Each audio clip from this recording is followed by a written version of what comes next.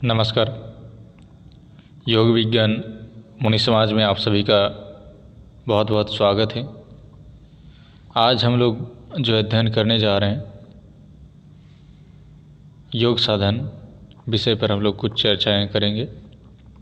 और ये जो शीर्षक है, ये जो मैं पढ़ने जा रहा हूँ, ये आदि योगेश्वर मुनीश्वर शिव मुनि महाराज का है लिखा हुआ। पहले हम लोग 13वें सूत्र जो तत्र स्थित यत्नाभ्यास, उसकी हम लोग बात कर चुके हैं और आज हम लोग अगले अध्याय 14वें की बात करेंगे। लेकिन उससे पहले थोड़ा सा इसको भी जान लेते हैं कि क्या पढ़े थे। ठीक है, तो चलिए बिना देरी किए आज हम लोग जानेंगे कि तत्र स्थित यत्नाभ्यास। योग शास्त्र के इस 13वें सूत्र के व्याख्या हो चुकी है। इस सूत्र का थोड़े में अर्थ यह है कि अपने स्वरूप में स्थित होने का बार बार यत्न करना अभ्यास है। बात यह है कि अपना सच्चा स्वरूप ही परम पद, सत्यलोक, ब्रह्मधाम और आत्मलोक है। अपना सच्चा स्वरूप ही परम पद है। कोई भी पद से मतलब परम सबसे बड़ा पद है, सत्यलोक है, ब्रह्मधाम है, आत्मलोक है। और यहीं पहुंचकर मनुष्य अपना दोनों लोक सुधार लेता है, दोनों लोक सुधार लेता है।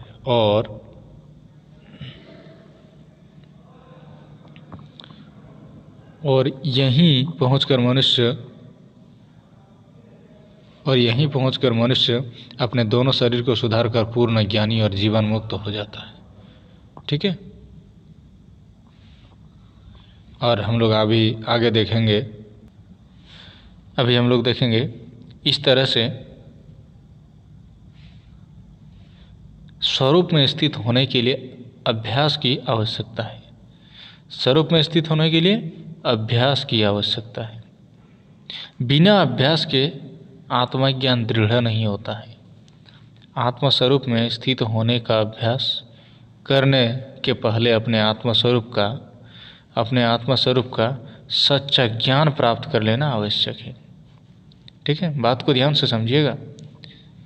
कह रहे हैं कि आत्मस्वरूप में स्थित होने का अभ्यास करने के पहले अपने आत्मस्वरूप का सच्चा ज्ञान क्या प्राप्त कर लेना आवश्यक है।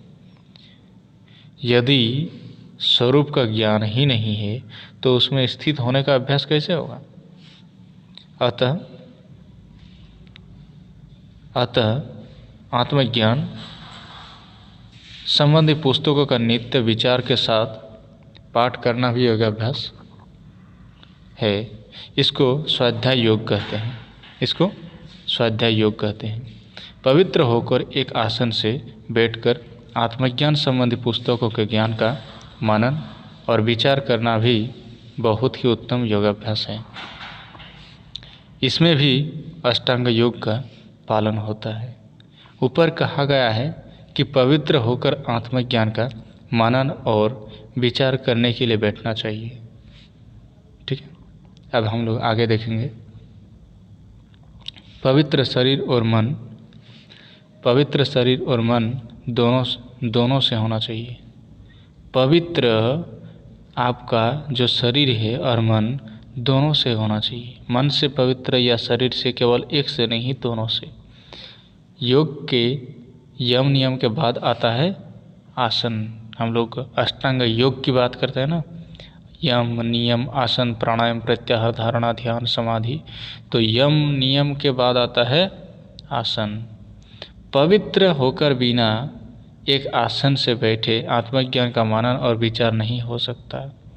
यानी आपको पवित्र होना पड़ेगा। ठीक है, किस प्रकार पवित्र? शरीर और मन दोनों से, और एक आसन में बैठना होगा, तभी आप आत्मज्ञान का मनन और विचार कर सकते हैं। अतः आसन की भी आवश्यकता है। ठीक है, आसन की भी आवश्यकता है। एक आसन से बैठकर जब मनुष्य आत्म विषय का मनन करने लगता है, तो प्राण की गति भी धीमी हो जाती है और इंद्रियां विषयों से अलग हो जाती हैं। जागृत अवस्था में मन और शरीर की गति जब तक रुक जाती है तब प्राण आपसे आप रुक जाता है। ठीक है, अब देखेंगे आगे। बहकते हुए मन को यानी बाहर जो भटक रहे हैं, घूम रहे हैं, उसे बहकते हुए मन को बार बार खींचकर आत्मचिंतन में लगाना धारणा है। ठीक है, जब मन इधर उधर का घूमना छोड़कर आत्मचिंतन में लग जाता है तो इस अवस्था को योग की भाषा में ध्यान कहते हैं। धारणा के बाद ध्यान। और जब मनुष्य आत्मचिंतन करता हुआ स्थूल संसार, आप जो इस संसार को देख रहे हैं इन खुले आँखों से, इन स्थूल आँखों से, वही आपका स्थूल संसार है।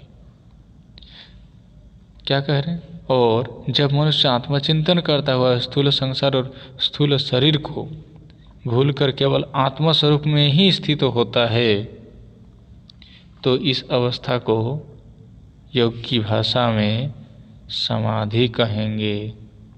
ठीक है, अब देखेंगे आगे। इस योग में जो दूसरे साधन और अभ्यास है वह मन को थकाने के लिए है, स्थूल तथा सूक्ष्म शरीर को शुद्ध करने के लिए है। इन साधनों के बिना योग का सिद्ध होना असंभव है। इन साधनों की शिक्षा कोई लिखकर पुस्तक द्वारा पूर्ण रूप से नहीं दे सकता। इन साधनों को मुनि समाज के प्रत्येक सदस्य को बता दिया गया है। अगर आप भी मुनि समाज के सदस्य है, मुनि है, तो आपको भी यह साधन पता है। प्रत्येक मुनि इन साधनों को जानता है। बिल्कुल, मुनि समाज के जो सदस्य बन जाते हैं वो मुनि बन जाता है। यदि आप उसे सीखना चाहते हैं तो सदस्य होकर किसी भी मुनि से इससे सीख सकते हैं, क्योंकि बिना सदस्य हुए कोई भी मुनि आपको साधन बताने के लिए उद्यत नहीं होगा। बिना सदस्य बनाए कोई मुनि अपनी स्त्री और पुत्र को भी साधन की शिक्षा नहीं दे सकता। यदि देगा, इसका प्रभाव गुरु शिष्य दोनों पर अच्छा नहीं पड़ेगा। किसी भी ऐसे मुनि से जो हमसे योग के सर्वांग की दीक्षा ले चुका हो, आप योग साधन सीख सकते हैं। पर उत्तम होगा कि आप सीधे हमारे पास चले आवे और योग की दीक्षा ले लें। ये जो लिखे हैं ये शिव मुनि जी ने लिखे हैं। जिस समय उन्होंने थे उस समय लिखे थे जब वो थे, अब नहीं है, अब शरीर को छोड़ चुके हैं। इसीलिए आप किसी भी मुनि से सत्संगियों से, आप योग शिक्षक से आप इनकी शिक्षा या साधन सीख सकते हैं। सर्वशिरोमणि मुनि समाज के अध्यक्ष को मुनीश्वर कहते हैं। ठीक है, आश्रम का पता केंद्रीय कार्यालय सर्वशिरोमणि मुनि समाज गोरखपुर है। इसी पते पर पत्र व्यवहार करें। योग विषय में जो कुछ पूछना हो यहीं से पत्र व्यवहार करें। यहीं पर इस लेख में योग साधन का वर्णन हो चुका है। इसी को बार बार नित्य करना, अपने स्वरूप में स्थित होने का बार बार यत्न करना अभ्यास कहलाता है। ठीक है, आश्चर्य यह है, क्या है? आश्चर्य यह है कि केवल 2-3 महीना साधन करके भी लोग हमसे पूछने लगते हैं कि हम अब तक सिद्ध क्यों नहीं हुए, क्यों हमको यह दिखाई नहीं देता और वह दिखाई नहीं देता। ऐसे ही प्रश्नों के उत्तर में योग शास्त्र का 14वां सूत्र जो नीचे दिया जाता है वो है, उसको आज हम लोग जानेंगे अच्छी तरह से। हम लोग 13वां सूत्र की पूरी तरह से जान गए हैं। अब हम लोग देखेंगे 14वां सूत्र में क्या कहना चाह रहे हैं। 14वां सूत्र है सतु दीर्घकाल नैरंतर्य। सतु दीर्घ काल नैरंतर्य सत्कारा सभी तो दृढ़ भूमि। ठीक है, सत्कारा सभी तो दृढ़ भूमि, यानी यह अभ्यास दीर्घकाल तक, बहुत दिनों तक बराबर श्रद्धा और विश्वास के साथ करने पर दृढ़ होता है। जिस मनुष्य को शीघ्र सिद्धि प्राप्त हो जाती है उसका कारण उसके पहले जन्म का साधन है। इसीलिए शीघ्र सिद्ध न हो तो योग साधन को छोड़ना नहीं चाहिए, करते रहना चाहिए। योग साधन के किसी भी अवस्था में कुछ न कुछ आपकी भलाई अवश्य होगी। जितना करेंगे उतने का फल नित्य मिलता जाएगा। आपने गेहूँ बोया है, ठीक है, मान लीजिए आपने गेहूँ बोया है तो अवश्य गेहूँ काटेंगे, पर आज बोकर कल ही नहीं काट सकते ना। बोना होगा, सबसे हो गेहूँ का आपको बोना होगा, पानी चलाना होगा, सिंचाई करना होगा, नित्य उसकी रक्षा करनी पड़ती है।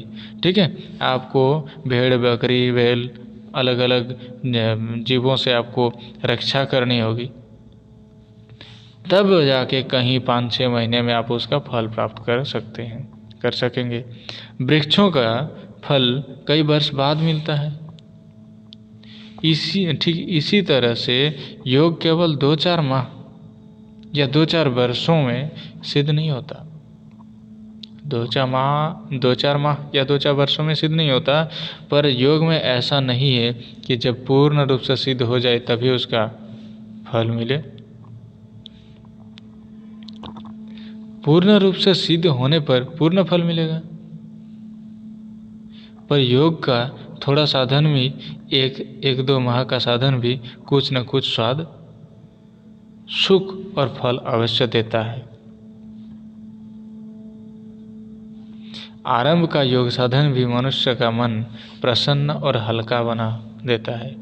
प्रत्येक शरीर के अनेक रोग मिट जाते हैं, बुद्धि तीक्ष्ण हो जाती है, स्मरण शक्ति बढ़ जाती है, विचार बल बढ़ जाएगा आपका, मूर्खता आप में नहीं रहेंगे, दूर हो जाती है, देवी देवता और दास्ता की वृत्ति घटने लगती है।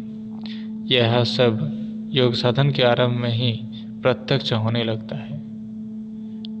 ठीक है, आशा करता हूँ आप इस शिव मुनि जी के जो भाष्य है योग दर्शन शास्त्र के प्रथम पाद समाधि पाद का जो हिंदी भाष्य है, इसे आप अच्छी तरह से समझ गए होंगे। और अगर आप सभी को जानकारी अच्छी लगी तो आप शेयर करें अपने दोस्तों के साथ, और जानकारी अगर अच्छी लगी तो लाइक एंड सब्सक्राइब करें, ताकि हमें आपको इस प्रकार की और भी नई वीडियो जानकारी देने के लिए हम मोटिवेट रह रहे हैं। आज के लिए इतना ही, मिलेंगे नेक्स्ट वीडियो में। तब तक के लिए फिर से और एक बार आप सभी को दिल से नमस्कार।